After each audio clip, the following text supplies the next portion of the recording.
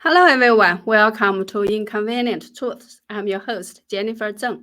Today I'd like to discuss the shockwaves caused by the arrest of the chairwoman of China's largest China-US immigration agency company. I'll explore the potential connections between this event and Xi Jinping's proactive preparations for military conflict. Additionally, I'll dive into why the recent purging of the CCP's rocket force, the removal of the former Foreign Minister Qin Gang, and the insane 3-year zero-COVID lockdowns might all be part of Xi Jinping's active preparations for conflict. Furthermore, I will also introduce why Xi Jinping has abandoned the idea of peaceful reunification with Taiwan and instead resolved to use military means to address this issue. Yesterday, on August 9th, Cai Xia, a former professor from the CCP Central Party School, tweeted that He Mei, the chairwoman of the largest China-US immigration agency, Wailian Group, had been arrested by the Shanghai police 2 days ago. The police requested her to hand over all customer information for immigration services conducted over several decades. He Mei's English name is Linda He. Today, this news has been officially confirmed.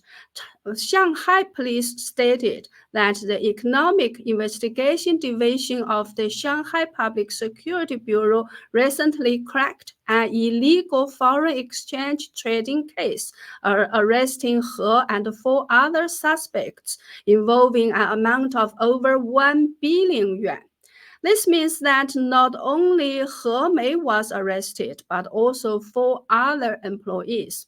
This news immediately sparked discussion online. Some claimed a new era has begun. Some said that the political purge has restarted. Others urgently reminded for the safety of those who have obtained a green card or hold a U.S. passport and frequently travel between China and the U.S., it is recommended to leave China immediately or avoid returning for the time being. Some also speculated that this signifies the downfall of many CCP officials and wealthy individuals. Some suggested that Xi Jinping aims to investigate and seize their assets. Insiders reveal that He Mei or Linda He has been in this industry for over 20 years, mainly handling the U.S. EB-5 investment immigration program. This type of immigration requires no language, age, or professional knowledge qualifications. By investing 900,000 to 1.8 billion US dollars in the United States, one can directly obtain a green card. Therefore, He Mei's clients are often CCP officials, executives, and wealthy individuals. Further digging reveals that He Mei's background is quite complex. Here is the company's Chinese website. Public information shows that He Mei also serves as a co-founder of China-US Leadership Development Foundation and vice chairwoman of the Chinese-American Alliance. The China-US Leadership Development Foundation claims to be a bridge for cooperation in political, economic, and other fields between China and the US Council. Members include prominent figures like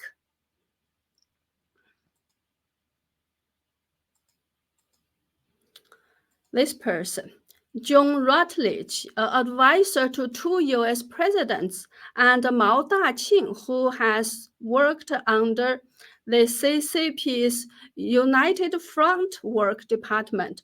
Some speculate that the China-US Leadership Development Foundation, with its financial expertise, may be assisting high-ranking CCP officials in money laundering. He Mei's activities may involve aiding these officials in embezzling money and escaping. This is the company's English website. Let me share it.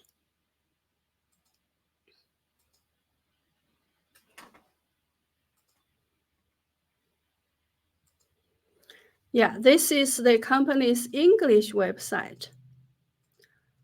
So the English website also mentions that the China Youth Orchestra, founded by He Mei, received high praise from former U.S. Secretary of State Dr. Henry Kissinger. As we know, Kissinger was recently given a grand reception by Xi Jinping. Therefore, if even someone who received such high praise from Henry Kissinger has been arrested, it indicates that the situation is undoubtedly not simple. In my view, He Mei's arrest could have three reasons. First, it might be linked to the power struggles within the CCP.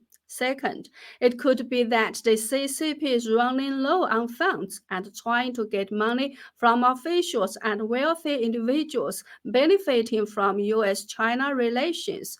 He Mei was arrested on the charge of illegal trading of foreign exchange, and it is possible that she really had something to do with helping officials and tycoons to transfer money from China to overseas. Third, this could be related to military preparations. If Xi Jinping intends to initiate a war in the near future, he would first require more money. Additionally, he needs to know which CCP officials and their families have already fled and how many assets have been transferred abroad. In the meantime, he needs to cut off the escape routes for other officials trying to flee. Recent extensive cleanups within the rocket force, directly funded by Xi Jinping himself, might be linked to his preparation for war. The scale of these actions suggests it's not just about corruption or leaking secrets, but about political loyalty or resistance against war preparations against Taiwan or the US. On August 6th, the CCP's PLA Daily published an editorial stating the military must be prepared for war and highlighted Xi Jinping's ideology of strengthening the military.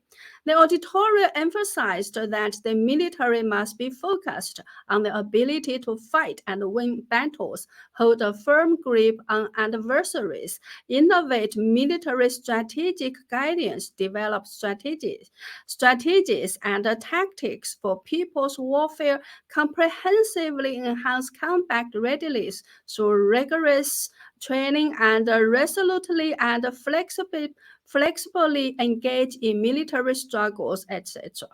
The article also mentioned that Chairman Xi has personally inspected the Central Military Commission's Joint Staff Center 3 times, guiding and promoting the entire military's central concentrated focus on combat and intensifying efforts for warfare. This article unmistakably conveys a strong sense of urging for war readiness.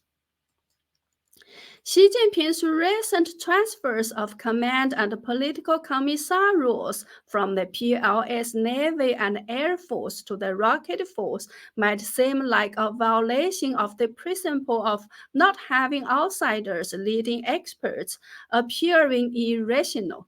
However, in reality, this might be precisely Xi Jinping's strategy to enhance the comprehensive nuclear deterrence capabilities of the land, sea, and air forces. Yao Cheng, a former colonel in the CCP's Navy Command, who had extensive experience working alongside the newly appointed Rocket Force Commander Wang Houbin, believes that Wang's assignment to lead the Rocket Force might involve active and participation in planning and layout for potential operations against Taiwan. This suggests that Xi Jinping is still contemplating an assertive approach toward Taiwan. Yuan Hongbin, a former professor at Peking University, disclosed that one of the fundamental reasons for Xi Jinping's cleansing of the rocket force and the strategic support force is his intention to initiate a military conflict in the Taiwan Strait. Insider sources within the CCP have revealed to him that Li Yuchao, the former commander of the rocket force, had a secretary assigned by Xi Jinping to monitor him closely. This secretary reported to Xi Jinping that Li Yuchao, despite outwardly supporting Xi Jinping, was unwilling to initiate a war. This revelation triggered a comprehensive purge within the rocket force. Furthermore, the dismissal of former Foreign Minister Qin Gang is attributed to his overly close ties with the leadership of the rocket force, which violated a major taboo in Xi Jinping's eyes. Yuan Hongbin further stated that Xi Jinping, in an internal speech addressing the situation in Hong Kong, proposed the necessity of using military force to resolve the Taiwan issue. Xi Jinping mentioned that due to Hong Kong's peaceful reunification, a significant separatist force opposing the CCP and socialism persisted within Hong Kong's society. As a result, Hong Kong became a political frontline base against the CCP for a period of time. This lesson must be learned when addressing the Taiwan issue. In other words, if Taiwan were to be peacefully reclaimed, it would still face the challenge of swiftly eliminating the influence of Taiwanese independence advocates. Therefore, resorting to warfare is seen as a way to permanently resolve the same issue that will exist in Taiwan if Taiwan is unified peacefully. That's why Xi Jinping decided to use military force.